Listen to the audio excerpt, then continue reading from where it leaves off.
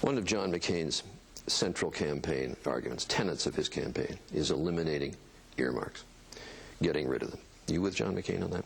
I certainly am, and of course the poster child for the earmarks was Alaska's, what people in the lower 48 refer to, the bridge to nowhere. Of course, it was a bridge to a community with an airport in southeast Alaska, but that was excessive, and an earmark like that, not even supported necessarily by the majority of Alaskans. We killed that earmark, we killed that project. But it's now pretty clearly documented. You supported that bridge before you opposed it. But you turned against it after Congress had basically pulled the plug on it. Do you want to revise and extend your remarks? It has always been an embarrassment that abuse of the earmark process has been accepted in Congress, and that's what John McCain has fought, and that's what I join him in fighting.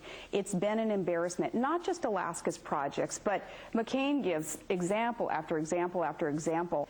And now, obviously, Charlie, with the federal government saying, no, the rest of the nation does not want to fund that project, you have a choice. You either read the writing on the wall and understand, okay, yeah, that project's going nowhere, and the state isn't willing to fund that project. So what good does it do to continue to support something that circumstances have so drastically changed? You call an audible, and you deal in reality, and you move on. And, Charlie, we killed the bridge to nowhere, and that's the bottom line.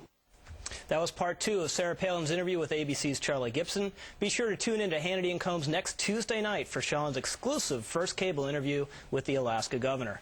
With us now for reaction is Kansas Senator and McCain supporter Sam Brownback. Senator, thanks so much for being with us. Senator, good evening. Good to join you. Senator, I thought she obviously has a learning curve on some of this stuff. She had a few rough spots, especially yesterday, but I thought she came through this thing fine in a really high-stakes, high-pressure interview. What did you think? I basically agree with that. And interestingly enough, I thought her foreign policy answers were some of her strongest answers that she put forward, talking about the tough situation in Georgia and dealing with Russia.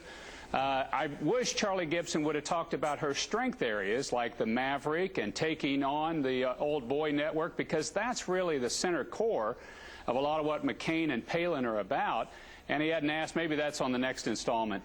Yeah, well, Senator, everyone likes Charlie Gibson, but I thought his treatment of her, especially last night, was incredibly high-handed and condescending, and reinforced the impression that a lot of people in the mainstream media can't stand this woman in no way. Well, I thought as I watched it that Charlie was hitting on the edge of appearing just that way. And I really hope the mainstream media looks at this and understands that the more that they go at and attack her, the more support there is that grows for her across the country. And that there's a lot of people out there saying, this is the sort of person we want to send in. It's somebody that's cleaned up in a state. It's somebody from outside of Washington. It's somebody that has that maverick nature. And I really think there's a risk there on Charlie Gibson's part and others to go at her in that sort of, we'll teach you a few things type of way. Yeah, they've created an incredible backlash. Senator, I want to get off the day-to-day politics here just for a second, because I know you're a great advocate for children with special needs. I just want you to talk a little bit about what will it mean for the country, for people with special needs, to have Trig potentially growing up in the Naval Observatory. This is one of the most powerful emblems and symbols that I've seen come along on this. 90% of the children diagnosed with Down syndrome are killed in utero in the United States. It is horrific. It is horrific. And the families, I know a number of people struggle in this situation. What we're trying to do is to say, if you are in that situation and you get that diagnosis, don't kill the child. There are a number of people that want to adopt children like that, and that's the right answer. And Sarah Palin's life, what they have done in their family, I think is going to save a lot of lives of children in that type of situation. Alan Colmes, welcome back to our show. Let me get first back to the issue. Good to have you with us. Back to the issue that we played at the beginning, the clip at the beginning of the segment on earmarks. She was for the bridge. She tried to get the funding. She couldn't get the funding. Then she was against it. She received $27 million in federal funding when she was mayor of Wasilla. She got $200 million in funding just this year alone in earmarks. For her to pose as somebody who's been against earmarks is disingenuous, to put it kindly. Well, Alan, I hope you also look at the head of the ticket, and you know this situation better than I do. It's the head of the ticket that sets the policy, and John McCain has never asked for a single one. And I guarantee you he is going to veto bills that have anything of earmark We're talking in it about for what she any said. state or anywhere. She's the one giving this interview claiming she's against earmarks, which isn't true. Well, it is true. I mean, she's saying that at this point in time, look what we've done in dealing with this particular $200 million situation. this year. The other thing, Alan, well, the other thing I'd point out, Alan, she took on an old boys network in a tough situation, and you know she did, and she beat them. And I think she's going to have that same sort of attitude when she comes into Washington. Let me ask you about foreign policy very quickly. Here's what she said last night to Charlie Gibson, which he didn't know anything about the Bush Doctrine. Let's take a look. Do you agree with the Bush Doctrine? In what respect, Charlie?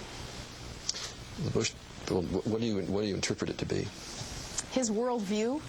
No, the Bush Doctrine, enunciated in September 2002, before the Iraq War. Doesn't the deer in the headlights look concern you? Well, I listened to that, and when he said Bush Doctrine, I was sitting there and thinking to myself, is he talking about the State of the Union message or the inaugural speech where he's talking about democracy, or is it the preemptive defensive moves? I mean, I think there is a legitimate question to say which piece of this are you talking about. And then she goes on to talk about Georgia, Russia, NATO, and there wasn't any, I sort of misstep like Obama's saying Jerusalem be united capital of Israel and then back away from it the next day. All right, Senator, we appreciate your being with us tonight. Coming up, Senator John McCain and his